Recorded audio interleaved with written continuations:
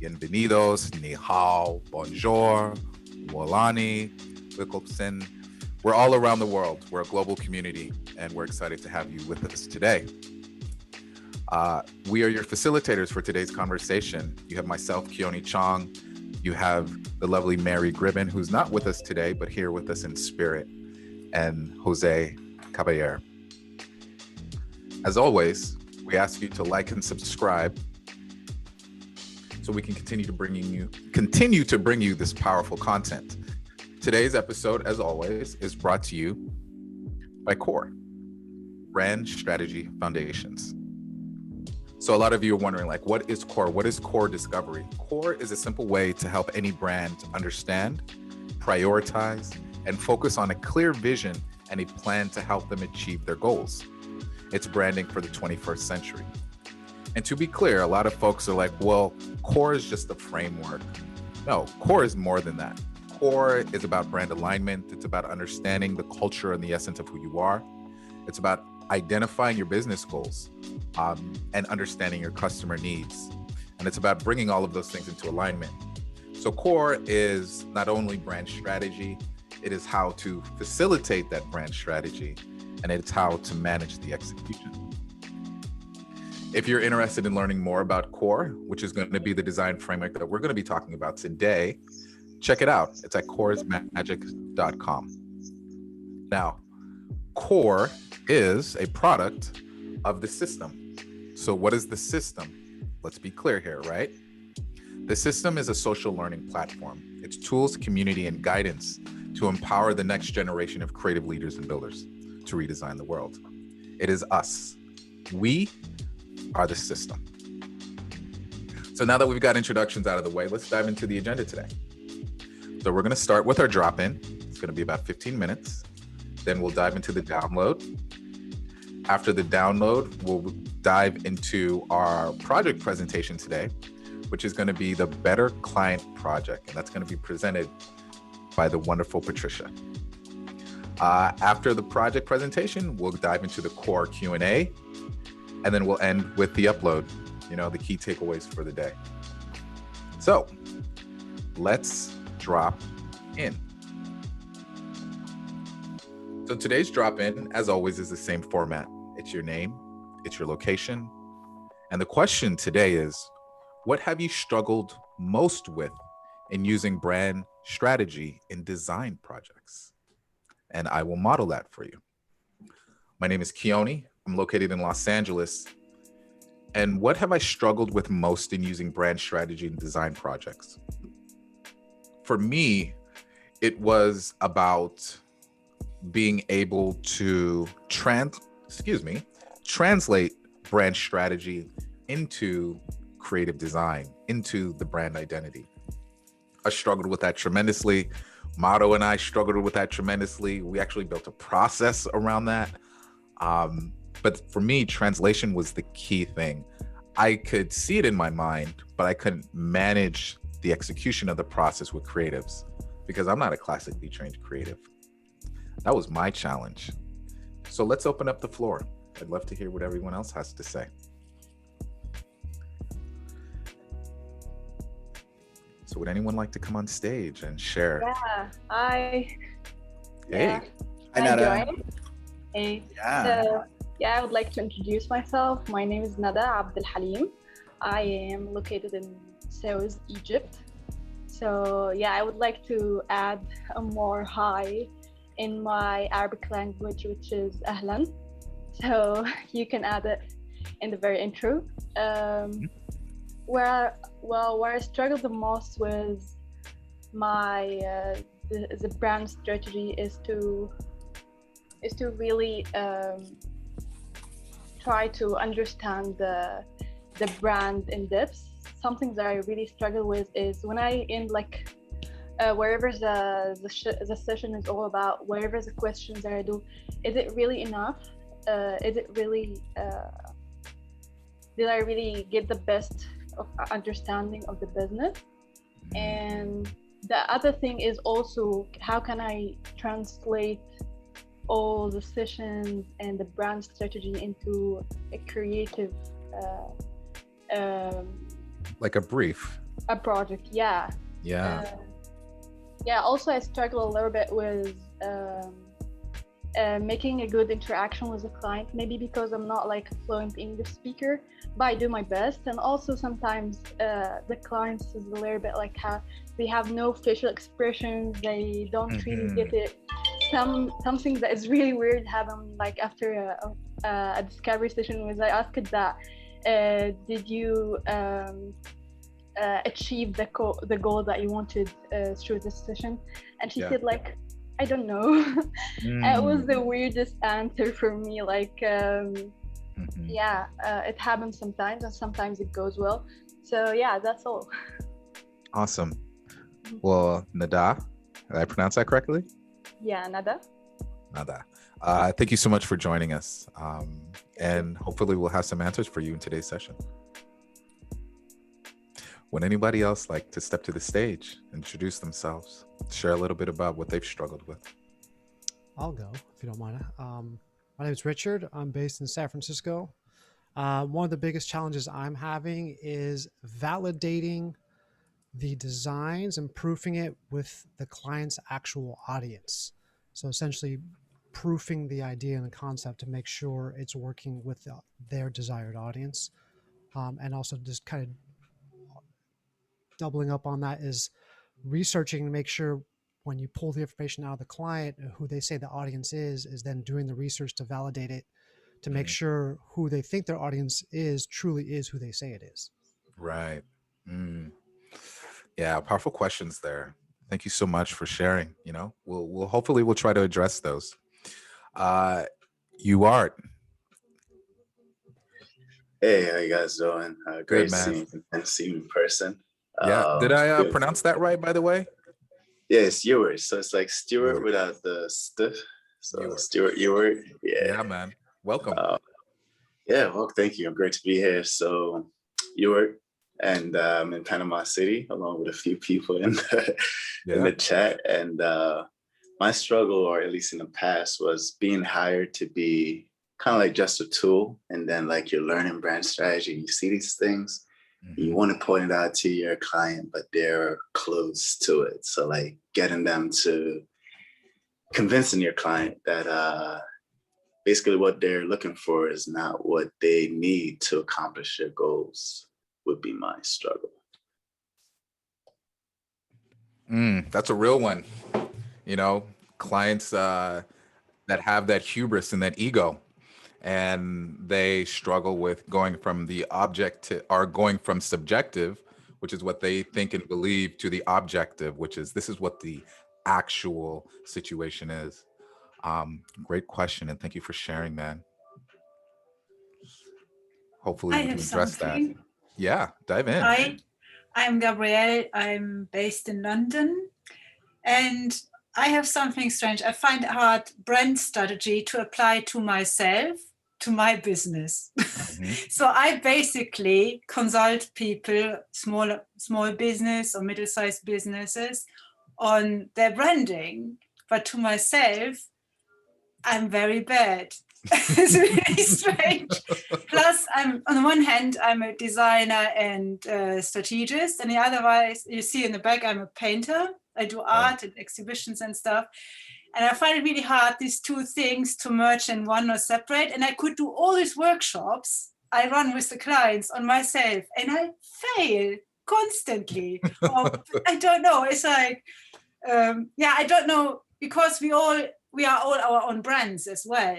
You know, we have to market ourselves. It doesn't matter if we are employed, whatever. And authenticity is important, but sometimes there's also the self-reflection. Sometimes it's a bit difficult when you think about yourself. You know what I mean? Oh, I totally get it, and that's such a poignant call out. You know, it's funny. You always ask web development agencies when's the last time they updated their own websites. Yeah. Oh, yeah. It's the same challenges. We as creatives have this, like it's like a mental block where we can do great work for other folks, but we have such a hard time translating that work for ourselves.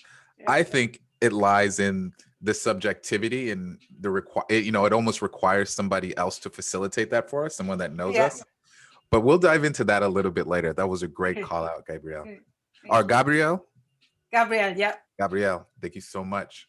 Thank you. Let's get a couple more before we move into the next stage of today's broadcast. Can I jump in? Yeah, hop in. Great, man. So Sergio Ariza here from Argentina, the city of Buenos Aires. And my biggest struggle with brand strategy was, at the beginning, it was like the translation, take my clients' ideas and put it into visual cues and design elements. It was hard for me because I don't have like formal education on design. So I had to come up with my own exercises and tips and tricks to be better at the translation part. And after that, I think I had struggled with understanding the business needs in a broader way, because I didn't know like how to bring more revenue, how to evaluate a business model, all of that goes into revenue. I was more comfortable with the awareness part, but with the efficiency or with the revenue part, it was very superficial what I can offer to my clients. So that was a big struggle for me, and starting to learn more about business, project management, and all of that kind of stuff. But yeah, that was my biggest struggle until last year, I think. Thank you so much for sharing that, Sergio. Very, very insightful. I'm going to read a couple of them from the audience, and then we're going to move into the next section of today's broadcast. So let me just share a few of these in the audience.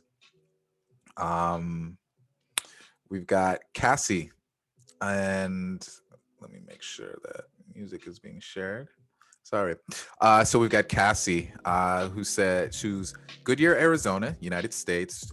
Clients who think core is too in-depth for a small design project, and explaining why that's part of your process. It's a super great one. And I can't wait to discuss that one. Mauricio, who's in Medellin in Colombia, and struggles with being able to admit, I don't have all the answers. Yeah, really, really key. We've got Bjorn, who's in Washington, in the beautiful Pacific Northwest. And for him, the biggest challenge with brand strategy is knowing if I've gone far enough with it or persuading the client to use it. Yeah, that's a really great one. Let's do a couple more. We've got Titus Ruiz, who says, the biggest struggle is to put stakeholders on the same frequency at the start of the strategy session. Oh, totally. It's all about alignment. You know, that's super, super difficult. And then let's see, we've got Marcio. His biggest struggle so far is to overcome the imposter syndrome. He's been reading a lot of stuff like the Win Without Pitching Manifesto, and the pages that he read yesterday gave him some assurance, because he's been trying to focus on what he's doing, and that he thinks that's what is allowing for him to grow. And that is absolutely the case, man. You know, you can only focus on the steps that you've got in front of us. You can't build anxiety about the steps you're going to take, you know, a mile down the road. You got to handle what you got on your plate. And then one last comment from Courtney. She says she shares a lot of the same struggles, and she'd love to learn more about the process that we built. Well, you're in the right place for it. And then I want to just end on, you know, as we move into the next section, Shaquille has this great book. It's called The Untethered Soul by Michael Singer, and it helped him get over imposter syndrome.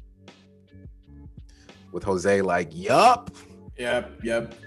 You know, this is interesting because I've been writing all of them in front of me, and I know that we have Patricia and Porsche and Sergio are going to share their process with the Better Client Project, which is actually exactly about dealing with how to become a better designer when it comes to delivering client services. But Keone, what do you think of, we do just a quick kind of popcorn of answering some of the questions, you know, in terms of validation. Like I know Shaquille could kind of give some insights into validating, you know, with clients, things like A/B testing, things like simple like user testing, you know, just putting things in front of somebody and getting input. But I want to address real quick, if that's okay, like this broader kind of frequency and imposter syndrome issue. And the download that I get for that, or what I understand, you know, for me is that at a cultural level, the ability to be a good host, almost like imagine you're hosting a party at your house. Mm-hmm. And like, what does the session feel like, look like, you know, your decks, your way of being with the client, where instead of feeling the pressure that you're getting paid to do this, that you kind of really see the client outside of, you know, just that, you know, like, oh my God, this person's, I don't want to mess up, right? I don't want to be wrong. I don't want to, and really open it up by saying, hey, I'm a designer. I'm learning this. I am hoping that this gives you more value and that the solutions that I create with you are better. And it's a collaboration. And I know that there's uncertainty. I know that there is, you know, there are questions. I know that you yourself are nervous about your business because you're trying to make it work, and you know you need a website, or you need a logo, but really, what do you really need? You know, and getting to the crux of the question. You know, there's something that we've been doing with the work of doing our hero's journey that we do on Fridays and doing our story that is really important, because the first step when you meet somebody for business development is you find out like, oh, you know, where did you go to school? What did you do? What, you know, and getting to know the person a little bit more beyond that they're your client, and understanding the real motivations for them. For an example, a solopreneur is going to have a very different motivation. They want to feed their families. They want to make this business work. They're taking a risk. You know, a manager at a company like a CMO doesn't want to get fired, doesn't want to do a bad job, and they're trusting you to help them with that.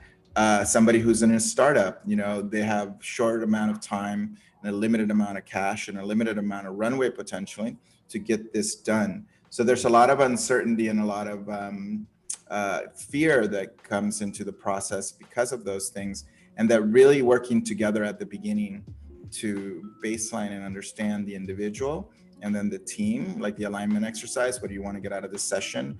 But in general, what are your why? Why are you doing this? What are your hopes and aspirations? It's really something that can unify and unite you as a team. So that's kind of my blanket statement on imposter syndrome. But Shaquille, really, really amazing. That you know, it's really interesting for me when it came to imposter syndrome. You know, I was raised by a remarkably powerful queen, and she held me to the crucible at every step of my life. You know, growing up was not easy underneath her. And so I just had this ability to sort of push past my feelings. At least that's what I thought that it was, pushing past my feelings. What I came to understand was that the energy and the fear that I typically felt, what I had done is I had reframed it. And so whenever I had felt like that fear and that anxiety, I actually looked at that as energy, as this empowering fact. You know, it's like Dragon Ball Z when Goku is powering up and he's Kamehamehas. Exactly, you know what I'm talking about. You know, he's leveling up. That fear that I had felt, I used that as an energy and I reframed it. I didn't look at it as fear. I looked at it as excitement, right? So that was the first step for me to overcome a lot of this imposter syndrome that I had felt. The second component, and I'm not sure who had asked this question earlier, but it directly correlates with that question, which was, I looked at myself as not having to be the one that had to have all the answers. It was my job not to have the answers. It was my job to put together a process and unite the team so that we could discover the answers together, right? And when I started looking at it from that standpoint, then I started feeling less of this pressure to have to know everything, to have to be the expert at everything. I didn't have to. If I could focus on creating alignment between all people on the team, getting comfortability so that everybody could invest their time, energy, effort, and intellectual ideas, and us learn together and build this culture of learning together, then I could feel all of that pressure just wash off of me, right? And then it became about, how do I facilitate, right?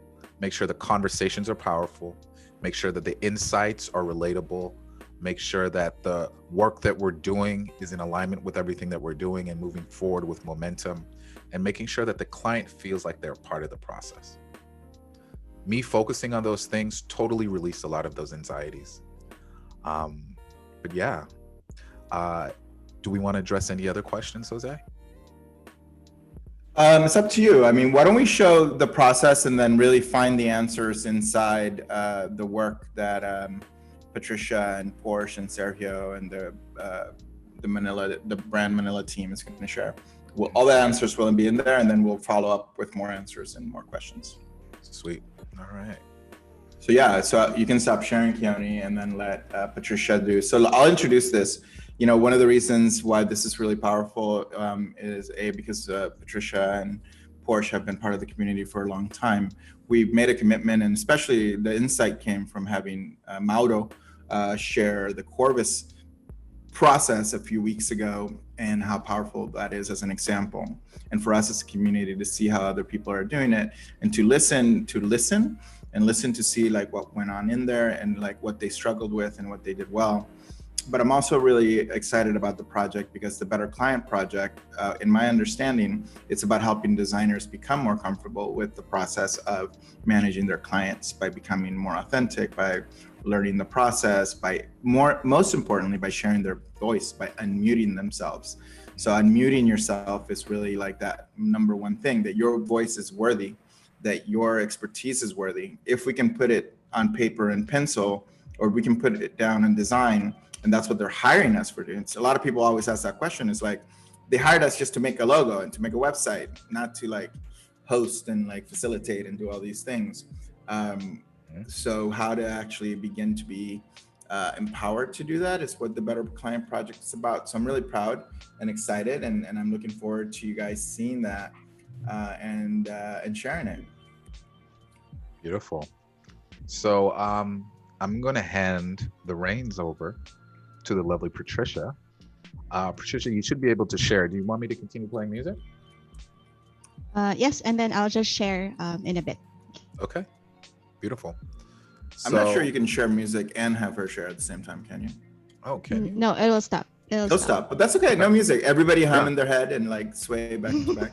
Pretend there's a background music. Just Sorry, vibe I can't out, sing yeah. right now. And Totally. talk. I wish I could. Background music. Welcome, Patricia, and introduce yourself and introduce your team. Okay. Hi, I'm Patricia Malik C from Manila, Philippines. Represent. And I'm here with my fam. I have my sister Porsche. I'm not sure if my brothers are, but they're a bit shy. We have Michael and EI on the call. And also another part of our team is Sergio through the Better Client Project. And yes, we've been here since last year, since the first webinar. And I've attended every webinar since. I haven't missed one yet, Jose. That's great. I'm the diligent student here. And so I just wanted to share like what we've learned, because they had a circle exercise through that. We were all here because of the core framework that Jose created. And so our team decided to recreate that. Porsche and I actually. This experiment, just to give you an overview, is about how we include the team in practicing brand strategy and translate it into visuals while keeping everyone online and maintaining the fidelity of the work.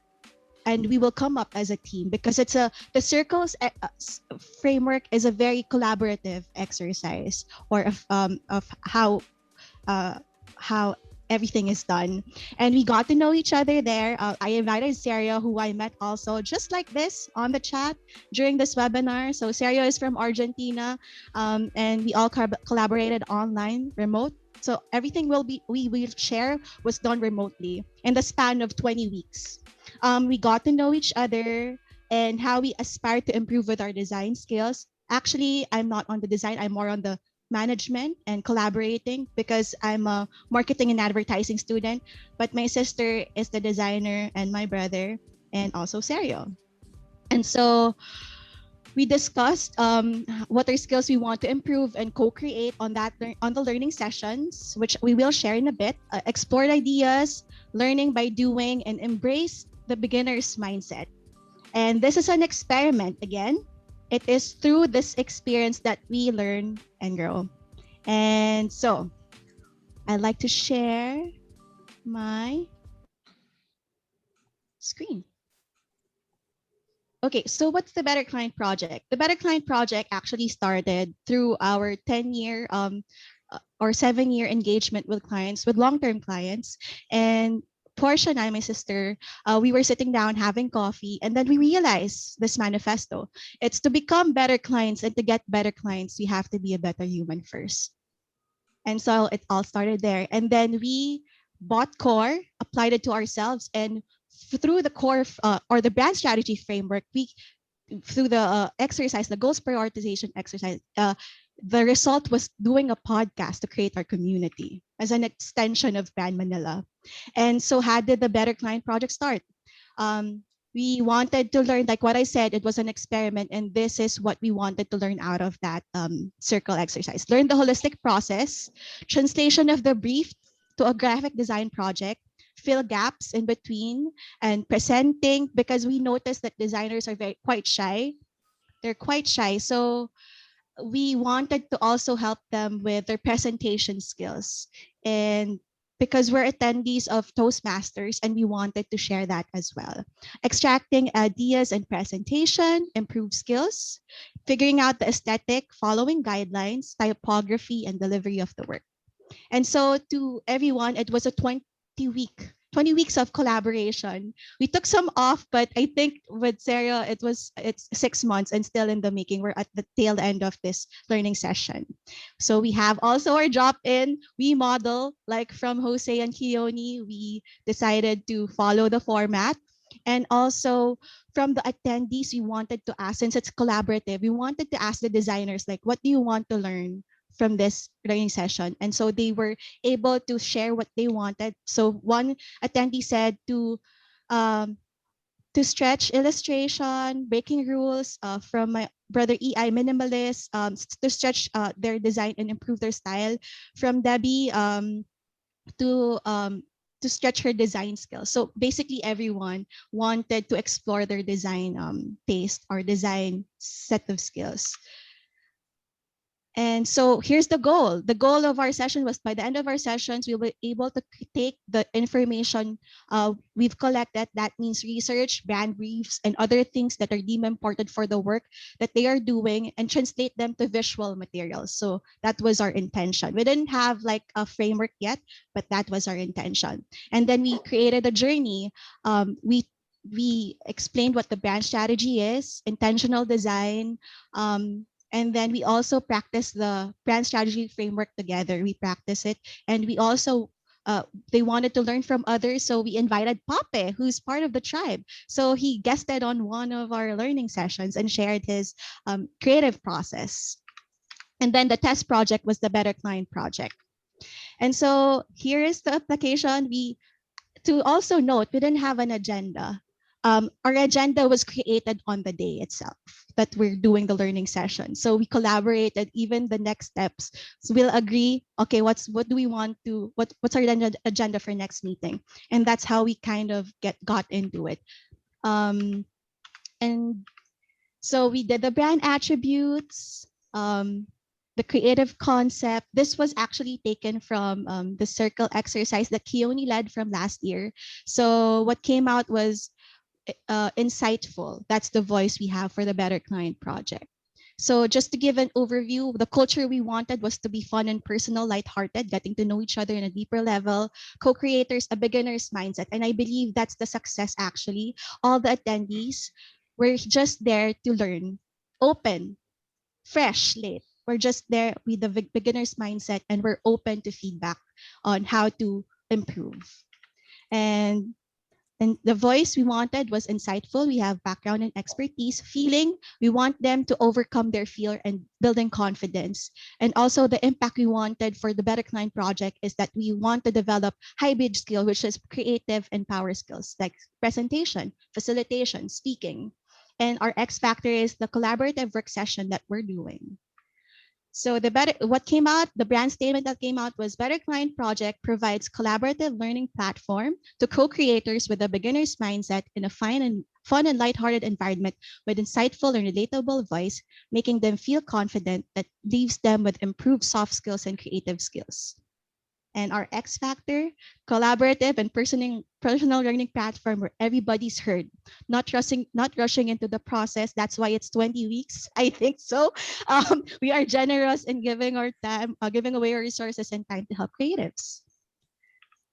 And then we also have our plan layers. And so let's move on to the process, which I wanted to share more. Stop to pause right there in the triangle and the wedge, and this is really important because as a summary of, and the triangle as a construct, this came from one of my first brand strategy engagements that I ever did, where at the top, the positioning was really the wedge that was helping to go into the market. And when you're doing something where, for example, you want to increase pricing, because part of this process is that if you become a better client manager, if you become a better designer, if you become a better, delivery mechanism for this, you will be able to increase your prices. So Marcio had a question privately about how do you position a brand into charging more, and it's really about positioning. The wedge, which is like what I call that top tip, is the X factor. What makes you different, and how do you get hired as opposed to somebody else? So this idea of collaboration and personal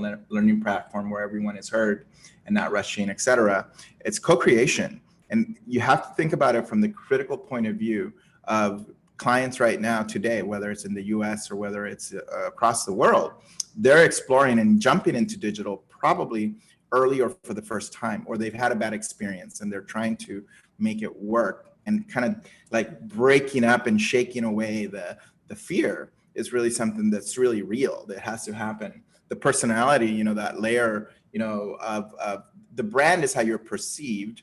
Think of it in astrology, your sun sign and your rising is how people perceive you. So that's your wedge. But how you really are is your sun sign, your personality, insightful, confidence building, hybrid skill sets. And then the essence, like the values, the deep part of it, your story, is the foundation, which is the purpose. And that's the difference between essence and personality. We create brands today at personality level, like we're fun, we're exciting, we're like, oh, and then everything is surface because it doesn't have the deeper connection. But if you notice brands that really resonate, is that they go deeper into both the people and the why. Nike is athletic performance, just do it, it's about all these kind of things. Those are deeper sentiments and deeper ideas. If you can't get to that, it's really hard to position a brand. It's really hard to position your business to increase its pricing. So this triangle is super critical in the creation of understanding like how you're going to go out into the world and what you're going to express. So very good job, Patricia, continue. Thank you, Captain. And so now we go into the visual translation exercises, because like what you said before, the gap from strategy and without losing the fidelity. So that was our intention. And so to give you an overview, we did brand overall style, which we got from the circles, the system from Keone Circle, and love hate brands. See, Keone, we really applied it. And we added a bit of this. I'm going to let Sergio take the lead on this because the concept mapping, which got us mind blown. Concept mapping, and then we proceeded from that to mood board stylescapes. Okay. All right. So we did the brand attributes together. This was actually from one of the circle exercise, like to get the taste of what's the overall style, like is it modern or classic level? So I channeled my inner Keone here, and so it helps with the taste level to match, like just to give a. Am I doing it right, Keone? No, you're absolutely right. Yeah, you just want to get a feel for the taste level and then start there with a little bit of alignment. No, you're doing great. Okay, and then after that, this is our favorite, and also we asked the participants the love-hate brands, because it gives you a temperature check of what they mean or what love, because clients, it really depends on the context of what love and hate is, what love. So we wanted to put that in the right perspective. But the clients here are the attendees. So we did love hate together. We asked each other, what brands do you love? What brands do you hate? It's like we're matching it with the community. And so we shared a bit. And then this is the cool part, the mind mapping. So Sarah would like to share a bit about the mind mapping exercise. Yeah, sure. So as I told you at the beginning of the gathering, I was struggling with translation exercises to go from strategy to design without losing fidelity. And I just started doing this exercise on my own, and I perfected it to the point that it worked with core. So what you do here is that you take in the center of the mess that you see there, you have one of the key concepts of the brand. In this case, it was insightful. And you, I don't know, take your timer, put like 5 minutes there, and start writing words that comes up to your mind until the 5 minutes are over, and then you do it again, and then you do it again until you have like 5 different levels of words. Then you step back a bit and highlight only the words that gives you like visual cues in your head. For example, from insightful, we have creative, smart, good listener, but that doesn't give me like visual cues. So for example, sensitive, toolbox, good ideas, navigator, process, or brainstorming gives me some visual cues in my brain, like, I don't know, it may be doodles, colors, textures, something pops up in my mind when I hear those words. So that's why I highlight those. And then you do a prioritization exercise. Basically, you do a circle on the word you like the most, or you think gets closer to the spirit of the brand. And you do this with all the design team that is working on the project. So that's basically the concept mapping. In Spanish, I learned it with the name esquema araña, por ejemplo, lo enseñó en español. But in English, it didn't have a name, so we came up with concept mapping. And the good thing about learning collaborative sessions is you get to do the exercise. So the participants, we're working remote, so there's no limit, because some might have struggles with. So we did it the old school way, paper. So we did that, shared it, and then from there, the interesting part is from that we all collaborated what visual cues stood out to us in terms of their design strategy, design effort. So Porsche, can you explain more about the visual cues and how we got into the mood board co-creation and also the style board? Can you share about that? Yes, sure. So in the concept mapping cues, the key here is that we all got to share and do it ourselves. And also in providing feedback, we also comment on each other's work. So it's really a collaborative effort. And so from there, we created the mood boards. It's a step before stylescapes because it would give us a sense of where we are in our visual translation process. So we got some ideas based on the words that we used. And so here's one from Serio. So we use some of the, and Adrian, we use the words here, how we would use it in a visual manner. And then some of the colors that we like. So as we shared our mood boards, we get to comment on each other's and find a consensus in which direction to go. I think that's the key thing in our process, is that it's a democratic system and it's a democratic way of managing projects, which is so much fun that I didn't realize that it's what's missing in our team. So there you go. So from the mood board, after finding the consensus, we then work on our stylescapes. Yeah, there's a feedback. And then we created our stylescapes, went on our own and created the stylescapes. I would just like to add that we did the creative brief together. We collaborated on the creative brief together after that. So we asked them, what do you want to see in the stylescape? Because they're the one, they are the team who's going to do it. So they said we wanted to see color plan, logo draft, typefaces, textures and patterns, imagery, photography, application of textures and shapes, announcement of events. And then from there, remember the visual cues?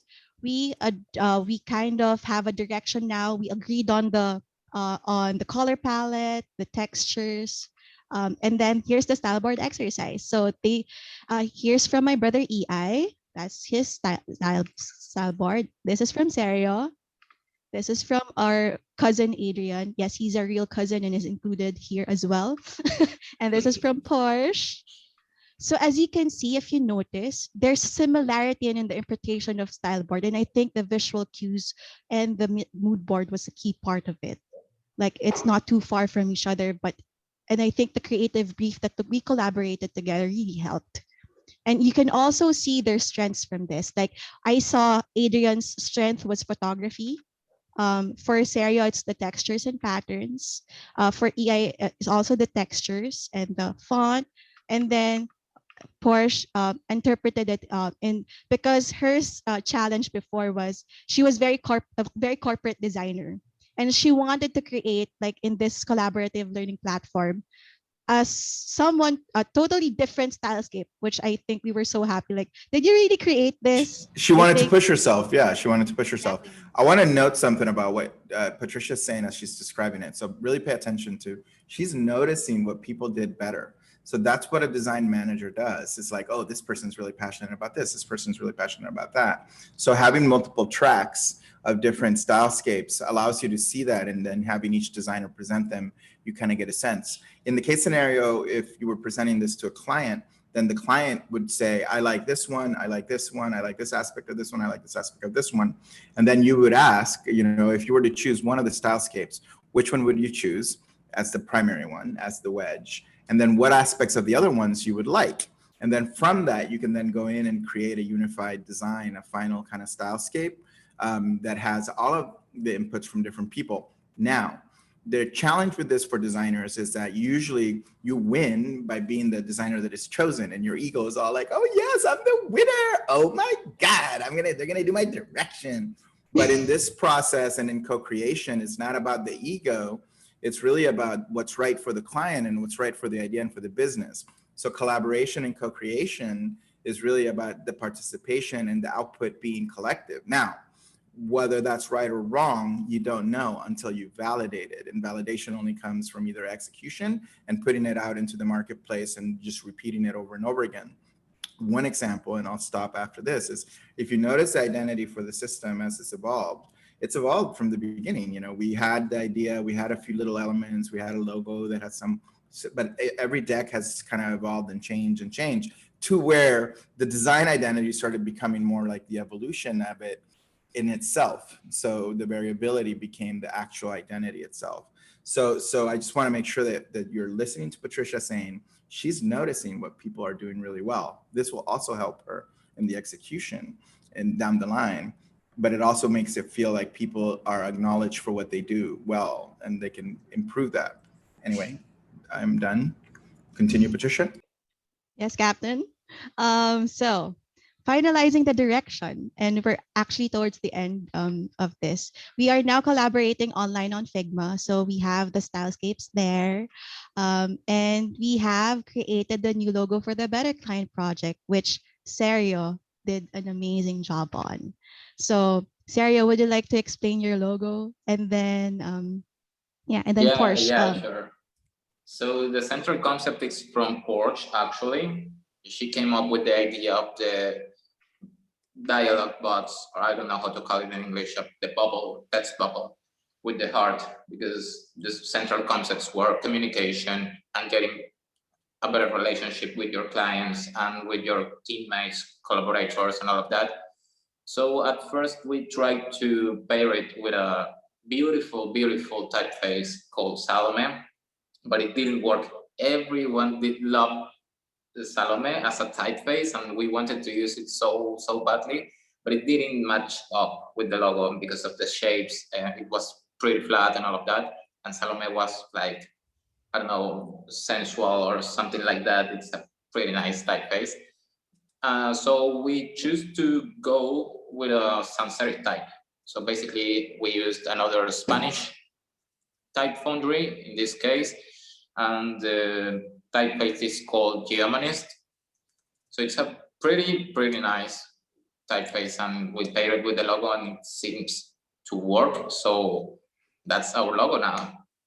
Basically, we have like the horizontal lockup and the icon itself. So that's it.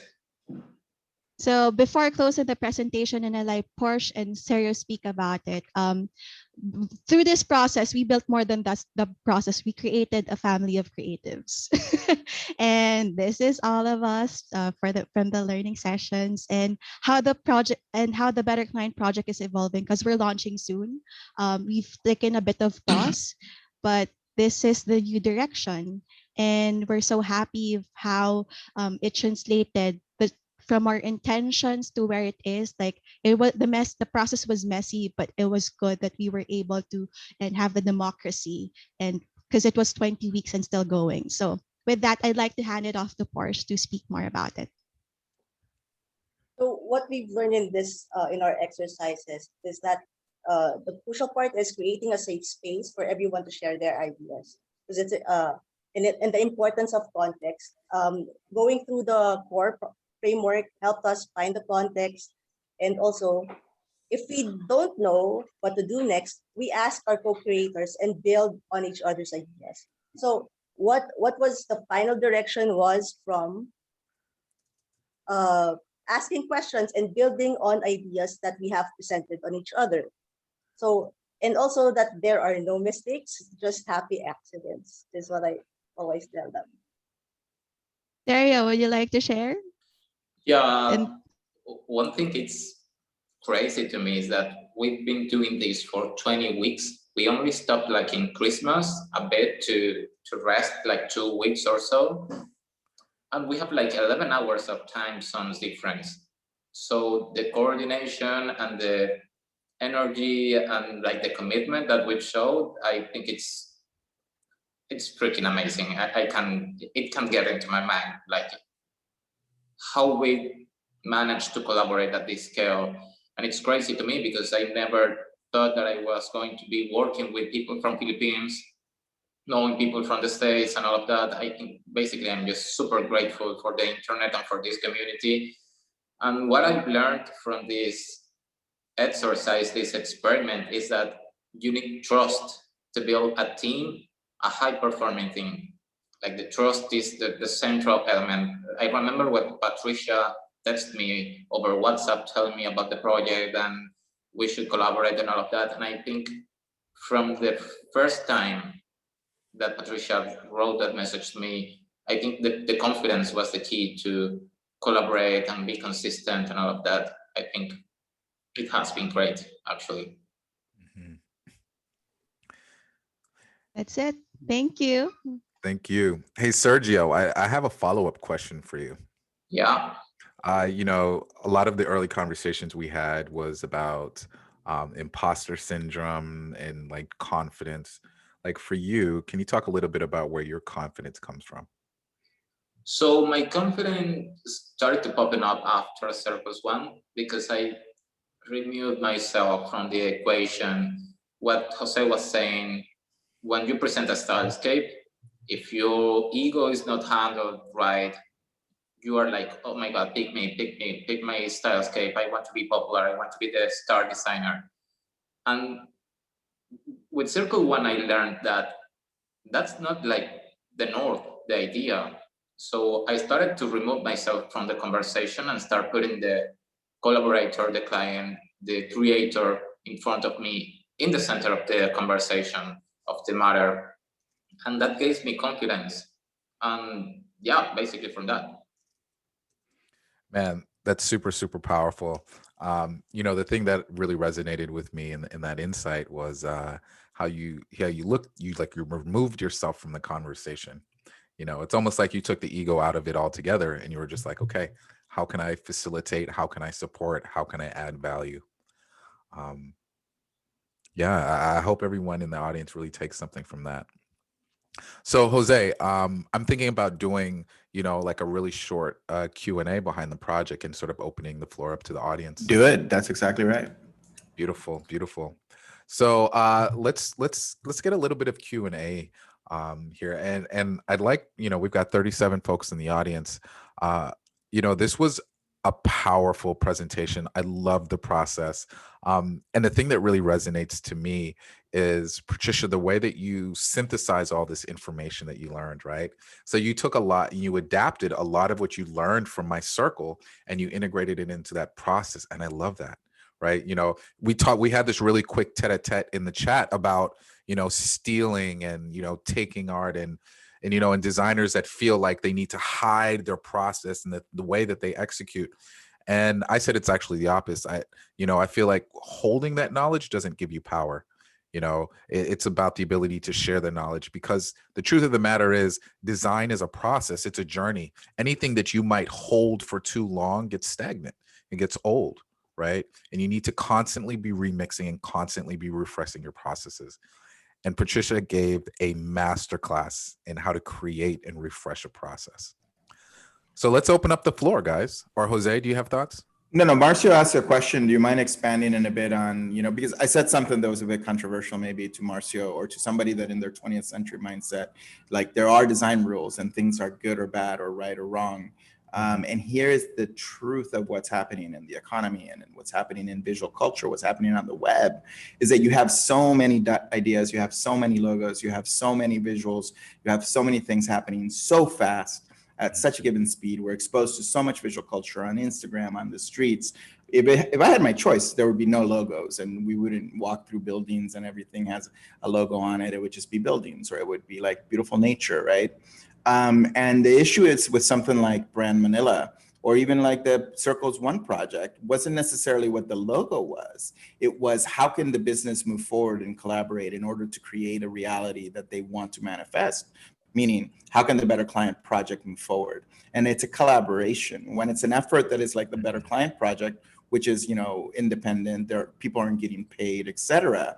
It's more important that the team feels really great, moves forward, creates and executes across all of the different vertices that a business needs to execute, the whole core, the revenue priorities, the impact priorities, this priorities, that if you sit and like have conflict over like the exactitude of what the logo is and whether it looks better or not, you're missing the point. Like there's a lot of brands and a lot of ideas and a lot of products out in the market that don't have great identities, but they get traction because they have impact.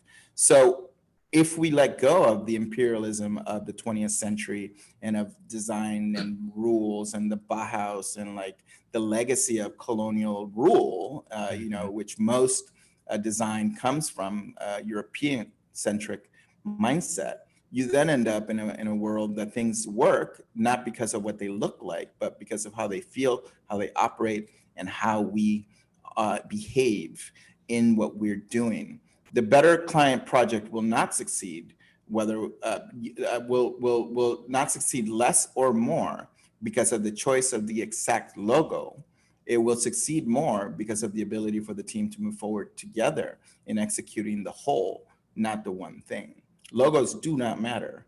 Logos do not matter. And I'm saying heresy here to all of you, but move forward in the total impact of what you're doing. And in your business, it's going to be revenue. It's going to be your community. It's going to be abundance for your tribe.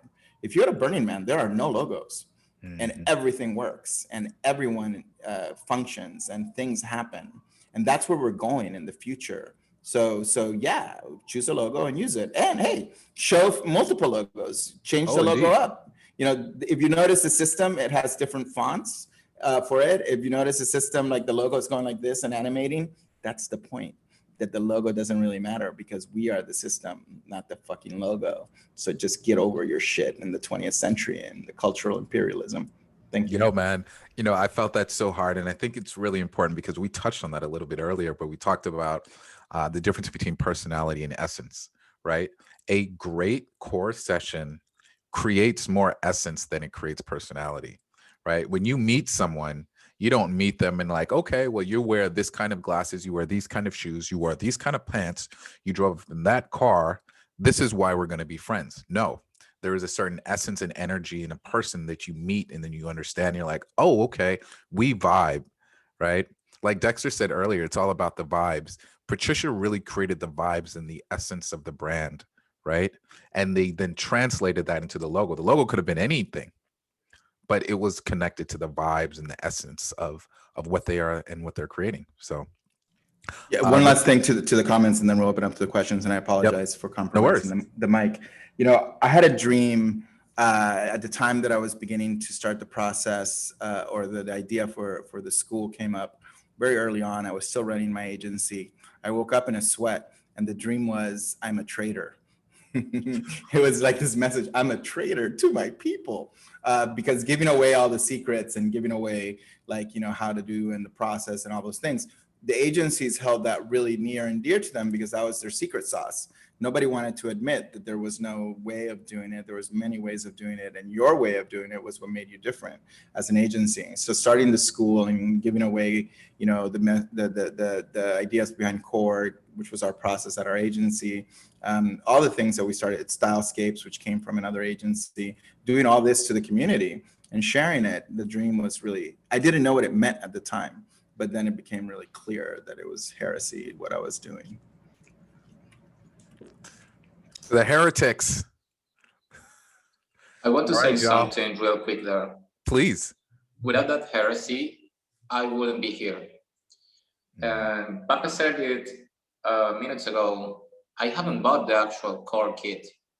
I learned Core through the videos that Jose and Chris put together like in 2014 or something like that.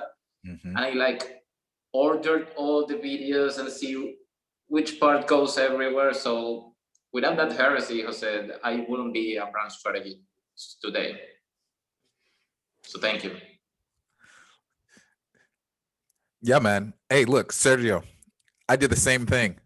But back when I started, there wasn't enough videos of them around. So I had to, I had to just buckle down. I was like, all right, let me sell this project real quick. Let me build some revenue so I could get the kit, which was hilarious. But yeah, man, you know, like, we're trying to support you wherever you are at in your journey, you know, and that's why we're here. You know, the number one impetus for us is to try to give you guys the skills, the tools, and the frameworks to be able to build your own brands, your own billion-dollar brands. So yeah. And thank you for that, Keone, Jose, and Mary, because I wouldn't be the Patricia that I am now because if I didn't attend last year. So thank you. Yeah. Yeah. So guys, the floor is open. We've got about 10-15 minutes before we dive into the outro and the upload. So what I'd like, you know, like, what are your guys' thoughts? You know, maybe it's just commentary, maybe it's questions, maybe it's challenges that you're having with your own projects. But we're in the Q&A portion of today's broadcast. So any and all questions in relation to core or branding or creative projects or design frameworks are on the table. When is the next circles? The next circle is going to be in the Accelerator program. So yeah, I'm actually excited because I'm having a meeting this evening. We're having our dinner with two of our founders, and I'm going to share where we're at with the Accelerator program, and sort of get like final feedback before sharing it with you guys. So very, very soon, brother. Very, very soon. Any other questions? And let me actually let's get the jams in here. I have a question. Yep. Hey, I'm sorry, I have a question every week. You guys must be so sick of me. Sorry. Oh no, it's why we're here, so we can answer every week. I feel really bad because I always ask questions. So my question is, so I have been using Core and it's absolutely fantastic, brilliant. I can't recommend it enough. My clients find this really useful as well. They have never worked with someone like me before, and they were like, "Oh my God, such an eye-opening process is brilliant. And now I really, really like my client as well. I think because it's open relationship we have between the client. And now my question is, how do I maintain this project, maintain working with this client, but offer him some more? I'm thinking maybe, brand, social media strategy or something. I just don't, it's such a good client. I don't want to stop working with him. So is there any tricks, please? Yeah, I can share some ideas behind that. We never actually fulfilled it to completion. I did so when I was consulting, but not within my agency as a whole. So here's what I understood, and it's something that I think you're tapping into. When you can really execute core at a really high level, when you can really execute like the brand development and build like a really healthy relationship, you sort of become like almost like the de facto point of for ideas and opportunities. This is where I suggest that you start to branch out and build your network in services that, and other freelancers that you can rock with. You guys share the same values. That they deliver quality work, and there's an alignment culturally. That way, when your client comes in and says, "Hey, like I love what we did with our brand identity. How does this translate into social media?" You can say, well, great, I've got this social media partner in my network and we collaborate in projects all the time. I'd love to introduce you and maybe we can have that conversation. A couple weeks ago when Motto shared his work for Cortivus, which you could see as how he had taken the identity and he had translated to all aspects of the brand, right? Motto is a very unique case because he's such a powerful multidisciplinary designer. But even for him, when it came to social media, when it comes to emails, right, you still need to have the ideal partners to be able to facilitate those services, right? So, like now that you really are starting to like feel really comfortable in this relationship, I would start just opening up your network, asking to connect with individuals that do email marketing, that does social media marketing, all of those other ancillary services that you don't provide. Copywriter, I think they need a copywriter because they're not very good with copy. So maybe I could get to know people who does really good copy. It's a great start. Yeah. Great. And ask within our community, we've got so many different skills within the Facebook group, and just reach out and say, hey, does anyone here do copy? That's a great start for you. Thank you so much, Keone. You're welcome. Thank you. Yeah. Jose, do you want to add anything to that? Oh no, Jose popped off. All right. So the floor is open, y'all. Anybody else? I'm about to ask questions. Go for it. We're here to answer questions. This is an open forum. I'm done. I've asked the question. You are? Oh, I thought you had another question. Sorry. No worries. Yeah.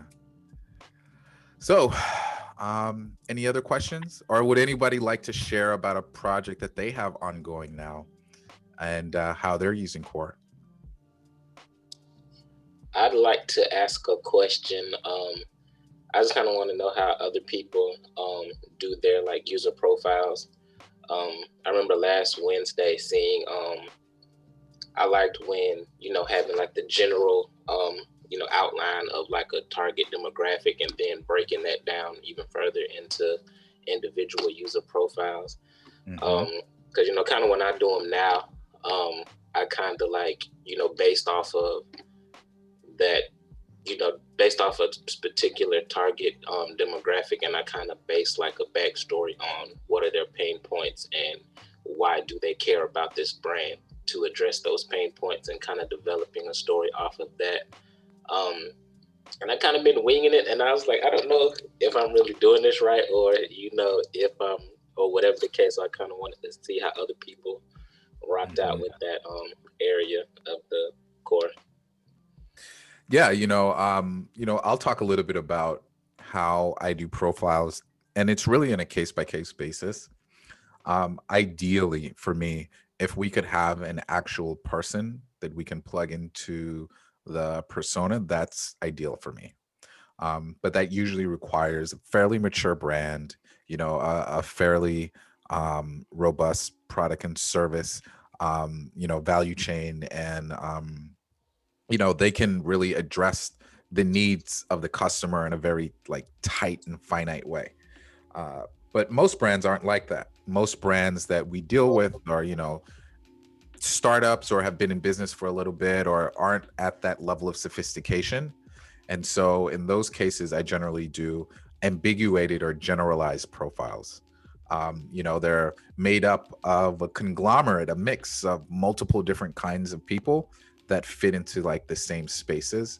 And so it's kind of like an out of focus profile, so to speak, right? Because it's still foggy. Everything isn't exact. And then we use data to validate these points. So an example is for Urban League this morning, I was doing a brand strategy for them, and they have an idea of what the profile is of who their customer is, or the different customer types. But because the organization has been defunct for a few years, there's no real data that they can use. So we're building it from scratch. So we have these two ambiguated profiles based on what we think and what we have thought for the last few years. But now we have on schedule every month and a half, we're reviewing with the social media manager to look at actual people, to look at actual trends, and to plug in data to give a very specific idea or vision of that customer. Jose, would you like to drop in? And then maybe Mato, you've been doing a lot of profiles lately as well. I'd love to hear your thoughts. Yeah, I can say this real quick. There's a lot of models. I think part of it at a baseline level, and I'm going to share a screen for Hania, who's asking. Part of it at a baseline level, it's being really, how you like people watching when you go to the mall or when you go to the plaza and you sit there and you watch people and you're like, look at the people. Oh, that person is this, yeah, that person is that person. So having a real, even if you're an introvert, introverts actually have the tendency to be the most judgy and the most people watching kind of people. So if you imagine who the customer might be, let's say the client doesn't know. And that happens sometimes. I've gone from looking at all the data from all the customer research that a client has done to somebody who's starting and who they just know what they want to do and they have no idea who their customers are and are even resistant to like, no, we don't care. I want to do it for everybody. That's my favorite. It's like, well, okay, if you do it for everybody, you do it for nobody. But let's just, for the sake of argument, let's just pick one person for now. And, let's pick you, Mr. Client. You're doing this. So if you were a customer, how would you, want to do it? And what are your needs? The basic thing in the profile is not all the other information, it's how they got to the need. If you look at the process for it, it's like there's demographic information, age, gender, job, etc. You don't have to start with that. You can start with their story. What would be the story of somebody who needs your product or your service? In the case scenario of the Better Client Project, it's other designers. It's other designers in Manila. It's other designers who struggle with confidence. Okay, it's you then. It's like yourself, right? There's an idea that if you look at especially a lot of startup theory or histories, most startups that are really successful, sometimes the problem was a problem that the founder wanted to solve because they had it, whether it be Dropbox or whether it be Uber. You hear their stories of like, oh, I needed to get somewhere and there wasn't like an easy way, or, I wanted to upload my files to the cloud. So you have to have a lot of imagination. If you're in theater or if you're in creative writing and you have to write characters, that really is very helpful. Actors do it, etc. That's a real good model for writing. Take a creative writing class and where you do world building and you have to, create all these characters and all these types. If you read the book story, that will actually solve your whole problem. Because story basically outlines that there's only a certain type of characters in a story. And if you look at the hero's journey, there's a certain type of characters in the story.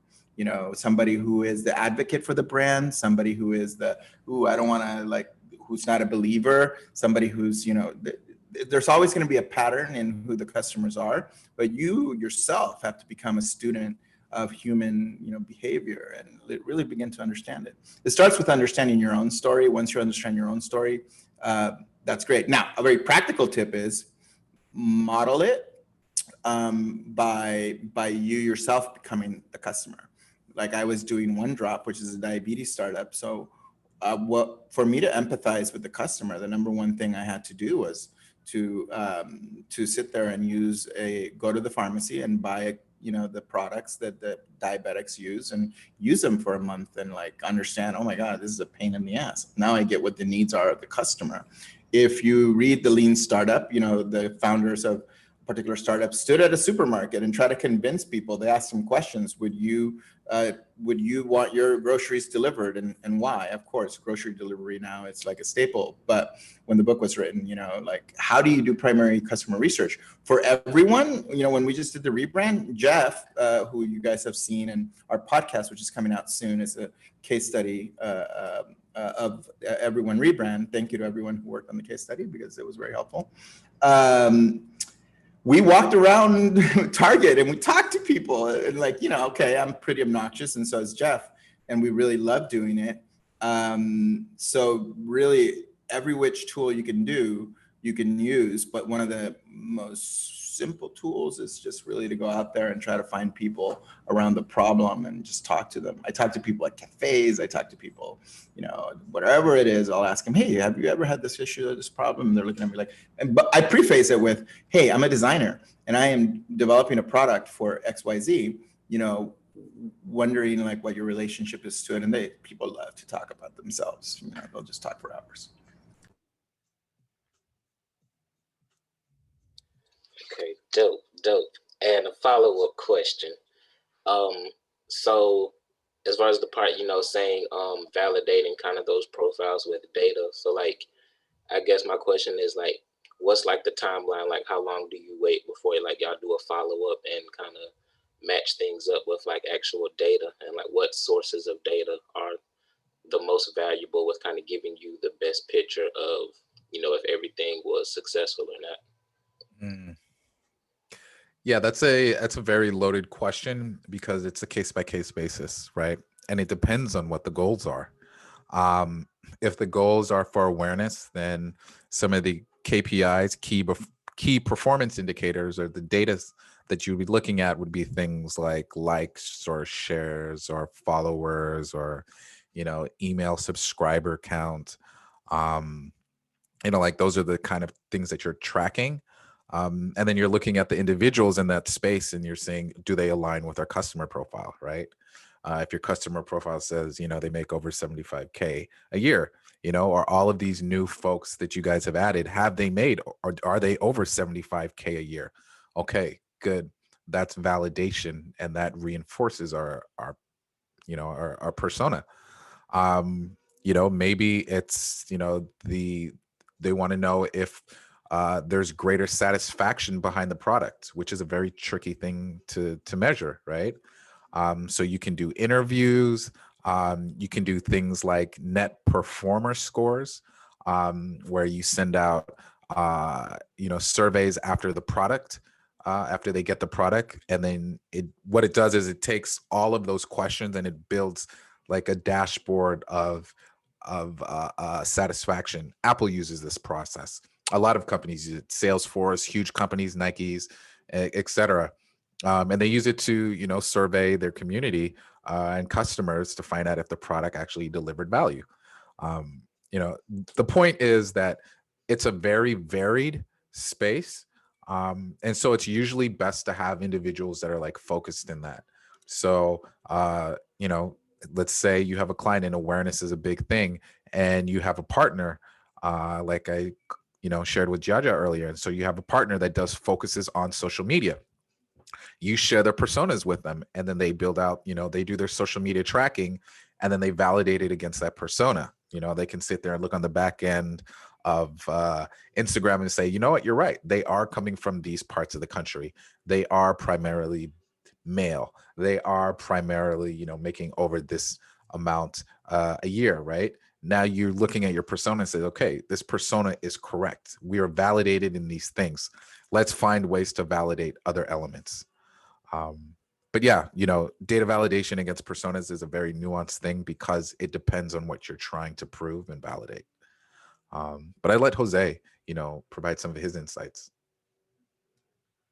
No, I'm going to post some books, but it would be great. Any other questions for Patricia's team? For Marcio and for everyone else, I'm going to post a book on guerrilla user testing. Shaquille, or if anybody else who's in the digital space has any input on that, that'd be great. Yeah. More questions. I want to hear a few more questions. We have 6-7 minutes. We can actually, let's do the upload of what people got, because I think the lessons are mostly in that. Yeah, let's do that. Yeah. All right, y'all. So I do have a question. Yeah, go ahead. I have a question for Patricia. I like your presentation. That was awesome. At any point working with your team, did you guys come to an impasse or a point of the project that you guys weren't understanding each other, or? Hey, Bobby. So I think because we were there with the intention of having a beginner's mindset, because that was the experiment. We always figured it out. Like, we always threw the questions if we have it. Like, if there's something that's not clear, we ask each other, like, okay, we don't have a brief yet, or how do we proceed to the mood board or the style board? And we figured it out together as a collective. I think that was the key. So we had questions for each other, but we didn't have, I don't know, with Porsche. Porsche, maybe you can share some. Everyone's pretty, like, we're all designers and we're pretty shy, so we just try to ask each other what step of the process we are in and what needs to be done. I think, and then respecting each other's opinion is one of the things that we shared in this process. I don't know about that, but about you, Sergio, have you experienced some kind of conflict or? No, I think impulses or conflicts, I don't know, the weirdest thing like that happened internal impasse where people are not understanding the project generally, especially in the beginning. So that's the question I was having. No, we didn't have that. The weirdest thing that happened is that there was one Saturday where we were like hangover, everyone. So we stopped that Saturday for a week. But that was like the biggest trouble that we had. Because we needed to sleep.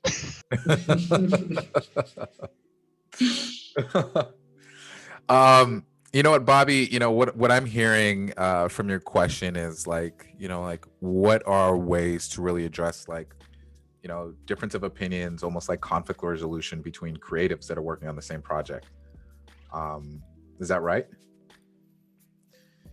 Yes, you're correct. Yeah. So I will share this. I've only had a couple of situations when that, you know, reared its ugly head, and it happened because I let an asshole onto the design team. Right. You know, I sort of have this no asshole rule, which is, you know, with designers and with creatives, it's really, really important that I understand who you are at a cultural level, at a personal level. You know, because the way that I look at it is every individual that I add to the team has a multiplier effect, has a potential to multiply the impact, you know, of everyone else that's on the team. So for me, it's super, super important that if I bring somebody onto the team, I know who they are personally, and I can get a feel for how they will interact before just jumping them into the team, right?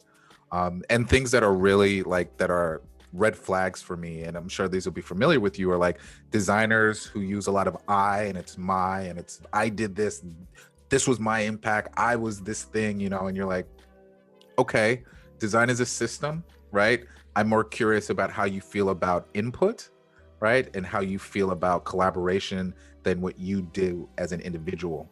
But those are, you know, that's sort of how I try to mitigate that. Once the conflict has created, that's really tough because they tend to be entrenched.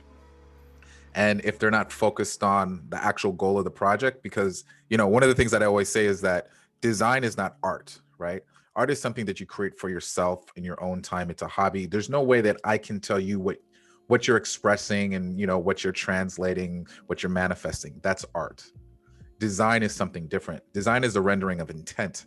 And it's not your intent as a designer or a creative, but it's someone else's intent.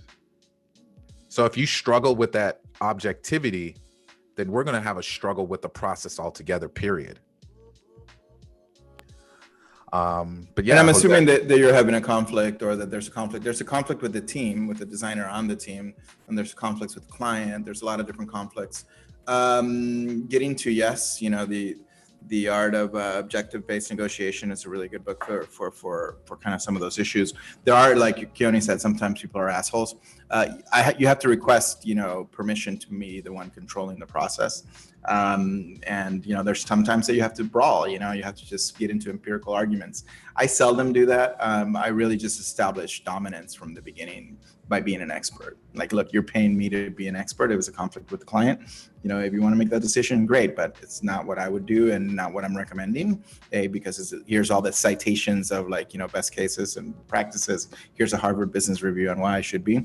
If it's a subjective issue of taste and design, you know, in general, and like how Marcio here said, you know, well, he liked the other logo better. And my point was, like, it's not going to really matter at the end. I've actually kind of like slammed my, you know, my palm on the table with the CEO of a conference that I was producing and doing the identity for. And I basically said, you have a choice. You know, I help you with this or I don't. Make a choice right now, you know, but that's the logo that we're going with, because it didn't really matter. You know, at the end, the conference wasn't going to succeed or fail based on the logo. The logo was great. And it was a volunteer, you know, kind of thing. But when you're getting paid a lot of money, and in the Everyone rebrand, you know, there were instances where there were, you know, kind of issues of conflict. I have conversations, you know, behind the scenes in private. I hear people out. I understand. I feel them. I get it. And, you know, and then I kind of determine a unique course of action. And one of the courses of action is removing the variable, which is removing the person. So yeah, if you have a stakeholder, and that's a whole other call, and that's a whole other session, which is how do you deal with politics? How do you deal with people management? That's a whole other thing and another topic. But let's do the upload. Yeah. Jose, just one last thing. I think one good way of removing the person without being like too radical, like one step before would be like, when you do the personas and the client, like take the focus on them, like what would they choose? Like at the end, it's not about like the people or stakeholders. This is for someone that is not in the room at that moment. So I tend to ask that just to take the focus away from like our decision and or someone here, and make the decision like for the client. So that's just a little technique. That's a very good one. Like throw it at the wall. Like, look, here's what we said. Is that not correct? So then, or here's the attribute. Does this not translate the attribute? Also giving options, like multiple options. Always give the client multiple options. Mm-hmm. Like when you're trying to give the client one option and they don't have a lot of choice, they're not going to really like that. But the reason why I showed the design thinking book, it's actually a very encyclopedic book, and it's called Design Thinking Process and Methods, 5th edition. And in your library, you should have, you know, a lot of references and resources, because you can look for a specific exercise around a topic that you're trying to deal with. When people are included, when people participate, when people feel like they've been heard, you will very seldom have that. You're still going to have to make a decision and move forward. And the timeline is usually what forces that. Like, by this date, we need to have a decision. If we don't, and whatever the impasse is, what we had built in our SOWs and our MSAs, into our master services agreement, is that, you know, on the deadlines for the feedback by the client, if they weren't able to give us feedback at that stage, they have 72 hours to give us feedback. And if they didn't, by that point, we would pause. I would stop the project and say, you're going to get a change request, you know, and we're going to add all the additional hours for the team until the decision is made, and they're going to pay extra for it. Clients did not like that. But it worked magic. Hey, okay. Sorry, here's the feedback. They called immediately, and like the minute they thought they were going to pay more money, they just really like freaked out, and they actually started acting. That's amazing. I actually like that idea. It's built into every single one of my contracts. Mm-hmm. And I copied Jose's contracts, so they're built into all of my contracts, and they work. And you can check, and this will reference the future, that in the building the brand, the one of the brewery, there's a point where they have like this one last choice revision, like the client gave one direction, and then he was like kind of regretting it, and they were like, okay, you have one round more, like if this goes over the timeline or you want something else, it's like you have to choose. I don't know, like you have to make a decision, like this is what you got, or you have to pay more money, basically. Like, Totally. So let's yeah, upload, guys. let's upload. Yeah. So here's the upload. Here's the component of the show where we talk about one key takeaway from today's conversation, and that we're excited to share it.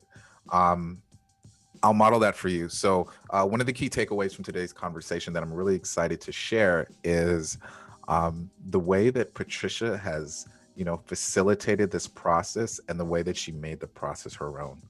One of the things that I really love about Wednesdays is that we've been doing like this sort of case study share, and the way that you guys, this powerful audience has really, like shifted and nuanced the process of branding, using this design framework to really build in a way that's best for you, best for the team, and best for the client. I love that it's always different. No strategy is the same, and it shouldn't be the same. And so I'm really excited to share that. And kudos to you, Patricia, and the team, Sergio, Porsche. Like, you guys are incredible, powerful stuff. Thank you, Keone. It's a testament to what you've been doing for consistently, and we're all here for it. Oh my heart.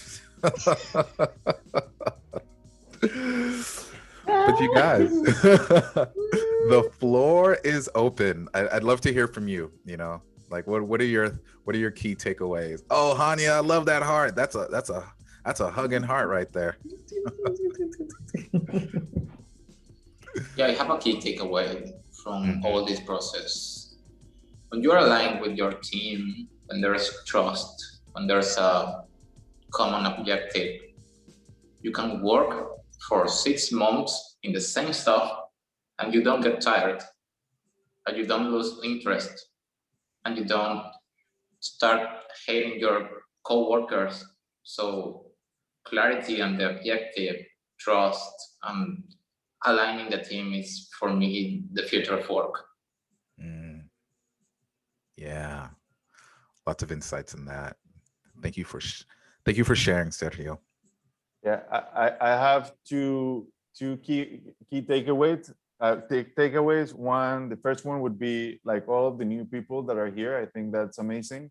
Like seeing like more people, more questions. It's like a refreshing energy that helps us discover like uncovered territory that we didn't ask, because maybe we're used to this. Like I come here like to hang out as well. So thank you to everyone that is new. And yeah, don't ever be afraid. Like as Jose told me once, like don't say sorry for asking or talking or speaking. Like questions are amazing, and it helps us all like take that journey.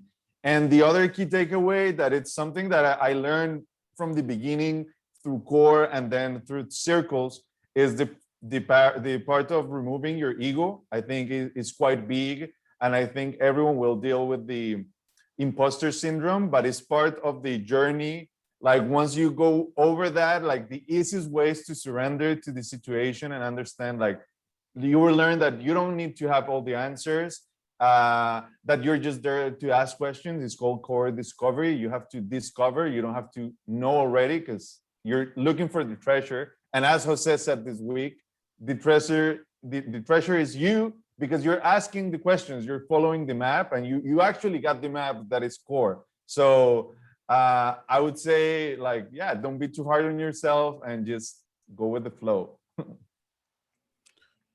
Powerful as always, Pape. Thank you so much for that. And one key takeaway for me from all of this is that I didn't know that someone from Manila is like us here can collaborate something like that. And it's all possible for us. And we're on lockdown going on a year now. We're not going out, but we're still creating. And so I wanted to say that it's a testament to being open to everyone, and don't be shy, just share.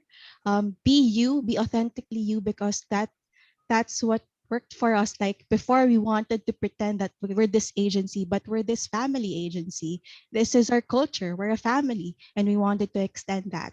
And so we learned that because using core or the brand strategy framework, and we own that voice as a family, as a collective, and we wanted to extend that to our community. And also shout out because my mom is here. I just saw her on the Zoom.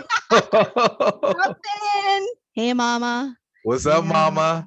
You should be proud. You should be proud of your team. You have amazing children. Powerful children. Powerful. Okay, guys. I'm going to read a few from the audience, and then we're going to bid adieu. From Adriana. When you connect with others from a deep, meaningful intention and shared vision, magic happens. And the way of changing the mindset of sharing and being as a whole to take design projects to another level. Patricia and Sergio and the fam are the manifestation of love and connection that we can all create. I love that. As Hania says, I teach organizations how to create culture for rapid innovation focused on alignment, experimentation, feedback, and making it fun. Let's see what else we've got. Arsenije. His biggest takeaway is inspiration and motivation to start something similar in his community. Thank you, Pat.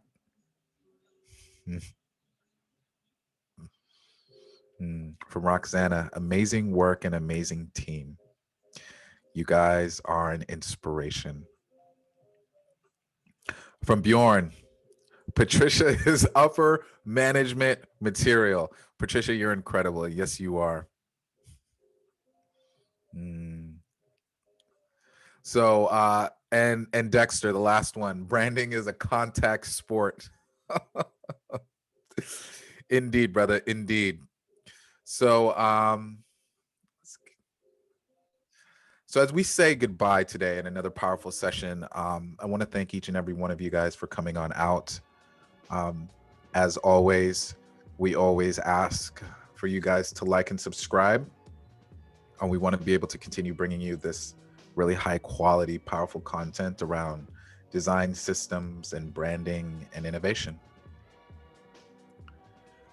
So as we say goodbye today, I want to remind you guys that you guys are powerful, that you guys are loved, and that you guys can create anything that you put your mind to. So on this Wednesday, I want for you guys to step into the rest of the week with power and intention and inspiration. Beautiful. We thank you all for being with us every Wednesday, and we're going to be here as long as you guys are going to be there. So until then, take care, guys. Oh, and don't forget, on Friday, we've got design therapy. We got design therapy on Friday. The Instagram shares. So you have that slide in there? Yeah, let's do that. Connect with us. You know, we're on all of the places on the interwebs, on Instagram. We are the Systm, no E. Jose Caballer, Keone Chong, and Mary A. Gribbin. So yeah, we're here for you guys. Reach out to us, connect with us. We're on Twitter, we're on Instagram, we're on Facebook, and we are the Systm. Yeah, the Facebook group. Thank you, Patricia, for posting that. I really want the YouTube, the YouTube replays are there. So if you guys go through all of the core office hours that we've been doing this year, I want to thank Mauricio for helping post all of those. But don't forget that it's up on there. I'm going to put the YouTube channel, and my request is for you guys, if you're not subscribed, subscribe. You know, we're slowly building it up again. We're slowly building the community again, and it takes time. You know, we've been taking a long time to do it, but really connection is the currency, as Marcio was sharing earlier. So I'm really glad. Thank you, Belen Vallejo, solid community of brilliant minds. It's really from us together that this happens. So it's a group effort. So I really appreciate every single one of you for being here. Yes, y'all. Yes, y'all. So y'all, take care, be good, and I'll see you guys soon. Peace. Bye bye, beautiful people. Thank Yeah, you so thank you, much for Jose. this. Keone, Thank Jose, you, fam. Patricia, Love you all. Paul. Patty, beautiful. It's magic. Love That's you magic. all. Take care. Take care, guys. Bye. Chorus magic. Nice ASMR. I think that's how Aurelio likes whispering. Chorus magic. Chorus pape. After hours, it's getting creepy at this time. That was amazing. Oh my god. Pop, it's 3:42 a.m. Stop. Looks macabre. Patricia, thank your mom. Thank your mom for having you guys. That's Of course, And always. thank you, Jose, for have created it. Really, it's amazing. You're welcome, Hania. And Keone as well. And Mary. Keone and Mary, yeah. I cannot do this alone, just to be clear. I cannot. Yeah. Also, it is but we are there. The trustful. Yeah. Without you, Hania, this doesn't happen. Yep. Oh. We are Hania. Yes. We are Hania. It's nice to finally see. Ewart, thank you. See you, Ewart. Yeah, we got to see you. And See Roxana, you guys. and Gemma, Natasha Scott, thank you for being here. Lilia. That's my mom. Hola, Mama. Marcio Guerra. Before we dropped, I'm so happy that many people who speak Spanish is joining the community. So, me encanta. Titus Reese, which is an awesome name. Titus. Hey, Titus. Mauro Medina Susarre, Bobby Robinson. We're going to have to start doing these in Spanish and in Tagalog.